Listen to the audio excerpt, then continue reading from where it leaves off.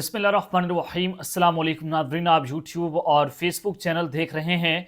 मैं राना उसैर हूँ। नाज़रीन, 3-4 बड़ी अहम खबरों पर आज हमने बात करनी है। सबसे पहली खबर कि आर्मी चीफ साहब के दबंग खतात के बाद पूरे सोशल मीडिया पर अब उधम मचा हुआ है।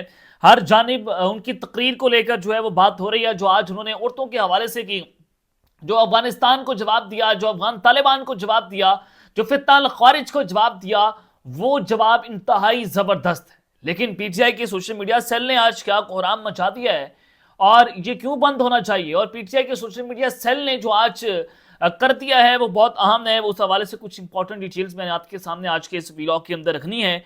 और फिर दूसरी जानिब शेर अफजल मरवत, जिनको हाल ही में पार्टी से निकाल दिया गया है। अब जनाब, पार्टी को तोड़ने की साजिश, पार्टी जो है उसको दो तीन टुकड़ों में करना है।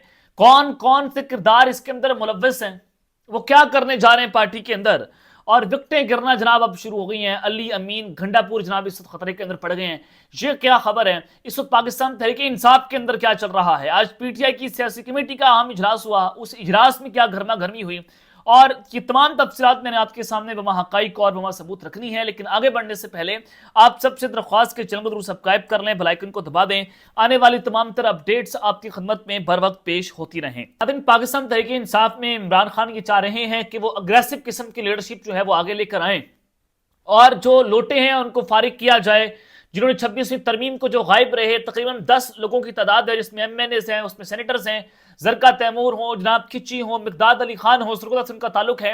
उन सबको पार्टी से फारिग किया जाए। इनको फारिग करने की इमरान खान ने हिदायत जारी कर दी है। जैन कुरैशी के अलावा बाकी सब कुछ जनाब फारिग किया जाएगा। लेकिन उस सब के अंदर इस वक्त पाकिस्तान तहरीक इंसाफ के अंदर डिविजन जो है पाई जा रही हैं। शेर अफजल मरवत साहब जो हैं वो मुझे मेंटली बड़े अपसेट लग रहे हैं। शेर अफजल मरवत साहब एक जानिब कहते हैं कि मैं इमरान खान के साथ खड़ा हूं, मैं इमरान खान का जो है वो नौकर हूं, मैं इमरान खान का वर्कर हूं, उसका कारकुन हूं, इमरान खान मेरा लीडर है। और वहीं पर ये जनाब पीटीआई के ऊपर जो है वो चढ़े भी हुए हैं, पाकिस्तान तहरीक इंसाफ के साथ तकारीर भी कर रहे हैं, बयान भी दे रहे हैं, मीडिया पर भी जा रहे हैं। यही कहते हैं कि मैं इमरान खान हूं, मैं शेर अफजल मरवत हूं, मैं पीटीआई हूं, मैं सारा कुछ हूं। यानी कि इस तरह के बयान उनके आना और इसी जज्बाती फैसलों ने, इसी जज्बाती उनके बयानात ने उनको इस नहज पर धकेल दिया है कि मुझे याद आ जाता है वो शेर के कभी अर्श पर, कभी फर्श पर, कभी उनके दर, कभी दर बदर गम आश की तेरा शुक्रिया मैं कहां कहां से गुजर गया।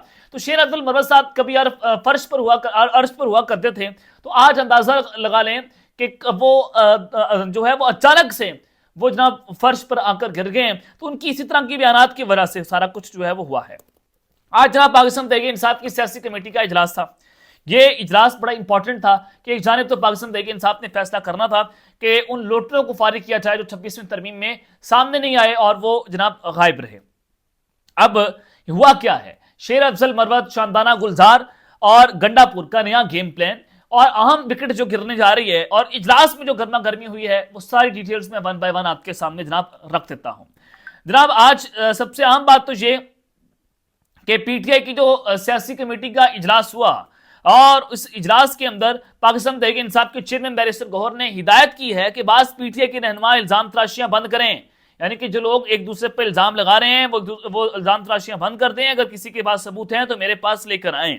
मीडिया से गुफ्तगू उन्होंने कहा कि किसी के पास किसी भी किस्म का सबूत है तो मेरे पास लेकर आएं, उस पर एक्शन लिया जाएगा। क्योंकि पाकिस्तान तहरीक इंसाफ एक सियासी जमात है और हम सियासी जदोजहद पर यकीन रखते हैं। तहरीक इंसाफ हर किस्म के तशद्दुद की मजम्मत करती है और पीटीआई ने कभी किसी तशद्दुद पर नहीं उकसाया।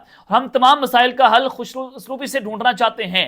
अच्छी बात है, पॉजिटिव स्टेप है कि पीटीआई वाले भी अब ये कह रहे हैं कि जनाब हमने एक कदम आगे बढ़ना है और अब जनाब हमने तशद्दुद की जानिब नहीं बढ़ना बल्कि खुश उसलूबी से मामला को तय करना है। बैरिस्टर गौहर ने कहा कि हमने पार्लियामान चलाने की कोशिशें की, लेकिन स्पीकर कौमी असम्बली का रवैया इम्तियाजी है, बोलने का मौका नहीं दिया जाता। उसके अलावा हुकूमत के खिलाफ भी हमारी एक लंबी चार्जशीट है। हुकूमत ने हमारे मुज़ाकराती अमल को कमजोरी समझा। सियासी मसाइल का हल इसी तरह ढूंढे तो मौका जाया हो जाता है। कुछ लोगों की कोशिश है कि खलीज पैदा हो, तमाम पीटीआई बाकी जमातों के साथ मिलकर जदोजहद जो है वो जारी रखेगी। और चेयरमैन पीटीआई जो है वो ये भी कह चुके हैं कि हमारी पार्टी चीफ इलेक्शन कमिश्नर और 2 मेंबरान के लिए मुख्तलिफ नामों पर गौर कर रही है और मौजूदा इलेक्शन कमिश्नर और 2 मेंबरान अपनी आईनी मुद्दत पूरी कर चुके हैं, तो लिहाजा उनको भी तब्दील जो है वो किया जाए। अब एक जाने तो शेर अफजल मरवत जो बैरिस्टर गौहर है उन्होंने आज जो जनाब ये स्टेटमेंट दी है। अब देखें, आपको इससे नजर आता है कि जो पाकिस्तान तहरीक इंसाफ की जो सियासी मरकजी क़यादत है वो चाह रही है कि मुज़ाकरात के जरिए जो है वो सूरत हाल को टैकल किया जाए, मुज़ाकरात के जरिए आगे बढ़ा जाए। लेकिन वहीं पर जनाब मैं आपको बताना ये चाहता हूं कि कुछ लोग ऐसे हैं कि पाकिस्तान तहरीक इंसाफ के अंदर डिविजन्स जो हैं वो क्रिएट कर रहे हैं। उनमें एक बड़ा नाम है मेजर आदिल राजा का। अब मेजर आदिल राजा, इनका पीटीआई से कोई ताल्लुक नहीं है। सोशल मीडिया भी पीटीआई का जनाब इसको डिसऑन कर चुका है। इमरान खान जो है वो इनको ऑन ही नहीं करते थे, जो डिसऑन कैसे कर दें, तो पीटीआई जो है वो इनसे अलहदगी इख्तियार कर चुकी है बेसिकली।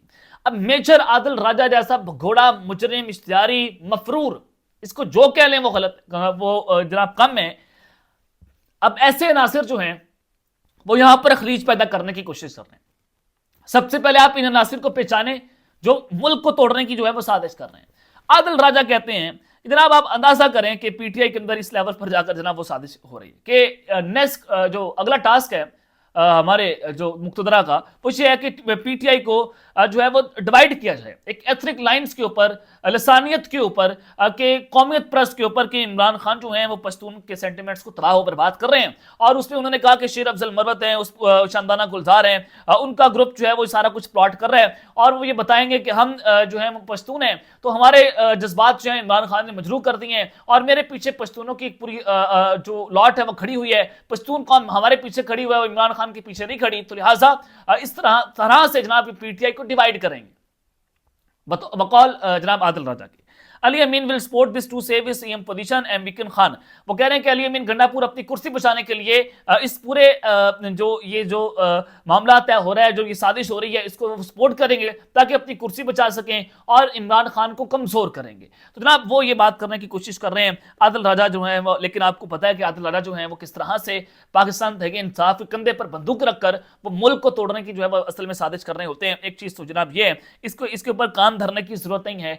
ये जनाब आपको भी पता है कि आदिल राजा कहां से बोल रहा होता है। अब दूसरी जानिब पाकिस्तान तहरीक इंसाफ की जो पॉलिटिकल कमेटी का इजलास हुआ, उसमें फवाद चौधरी जो है उन्होंने जो शोएब शाहीन के ऊपर थप्पड़ मारा, उसकी सख्त अल्फाज में आज पॉलिटिकल कमेटी ने मजम्मत की है और ये कहा है कि आप अपना स्कोर सेटल करने की कोशिश कर रहे हैं। शोएब शाहीन के मुंह पर जो थप्पड़ मारा, सिर्फ उनके मुंह पर थप्पड़ नहीं है बल्कि पाकिस्तान तहरीक इंसाफ के मुंह पर भी थप्पड़ है। तो लिहाजा फवाद चौधरी जो है वो अपने स्कोर जो है उसको सेटल करने की कोशिश ना करें। इसको जनाब उन्होंने सख्त अल्फाज के अंदर इसकी मजम्मत पीटीआई ने बाकायदा तौर पर जनाब जारी कर दी है। अब दूसरी जानिब जनाब एक जानिब तो पाकिस्तान तहरीक इंसाफ की जो मरकजी क़यादत है वो आगे बढ़ रही है, वो कहती है कि हम इंगेजमेंट की तरफ बढ़ेंगे, लेकिन सोशल मीडिया सेल जो है पीटीआई का वो आगे नहीं शायद बढ़ने दे रहा। आज आर्मी चीफ साहब ने बड़ा अहम तरीन खिताब किया। उस खिताब में उन्होंने औरतों के हवाले से, उनके हकूक़ के हवाले से बात की जो अफगानिस्तान के अंदर होता है, और फिर दूसरा जनाब उन्होंने कहा कि हुआ यू। अब उसके बाद पीटीआई का जो सोशल मीडिया सेल है उन्हें उधम मचा दिया। वो जनाब उन रिएक्शन देना शुरू कर दिया कि बुशरा बीबी के ऊपर जो हुआ उद्दत निकाह केस, उनके जो हेस के दिन है उसको गिना गया, और बाकी रेहाना डार का जो है वो यहाँ पर हवाला दिया जा रहा है। जो बाकी औरतों के साथ हुआ, परवेज़ राय की अहलिया के साथ हुआ, उनकी घर की औरतों के साथ, शाह मुल्कशी की औरतों के साथ, जनाब डार फैमिली के साथ जो सारा कुछ हुआ, जो सारे जो घरों के अंदर चारों दीवारी के तकद्दुस को बमाल किया गया, तो वो सारी चीज़ें जो हैं बताई जा रही हैं कि इन औरतों के साथ भी जुल्म हुआ। तो जनाब ये एक पाकिस्तान तहरीक इंसाफ वाले जो हैं वो इस तकरीर के ऊपर ये इस तरह की स्टेटमेंट्स दे रहे हैं, इनका सोशल मीडिया सेल। लेकिन मैं आपको रिक्वेस्ट करूंगा, मैं सबसे ये रिक्वेस्ट करूंगा कि खुदा रहा आगे बढ़ें, भूल जाएं हुआ जुल्म हुआ, इस जुल्म की जितनी मजम्मत की जाए उतनी कम है, इसमें कोई दो राय नहीं है। लेकिन मुल्क की खातिर इदारों को भी कहूंगा, इस कौम को भी कहूंगा और पीटीआई को भी कहूंगा कि मुल्क की खातिर जनाब आगे बढ़ें। ये हमारा मुल्क है, हंसता बसता मुल्क है। हम दुश्मन को ये मौका नहीं देना चाहते कि वो मेरे मुल्क को जो है वो कमज़ोर करे। तो उसके लिए एक हो जाएं और एक प्लेटफॉर्म पर इकट्ठे हो जाएं, और यही खुतबा हुज्जतुल विदा था कि एक हो जाएं हज़रत मोहम्मद सल्लल्लाहु अलैहि वसल्लम का। तो आपको अब एक होना पड़ेगा। अब तक के लिए इतना ही, अपना ख्याल रखिएगा और इस अपने लाजमी हल अल्लाह के बाद पाकिस्तान जिंदाबाद।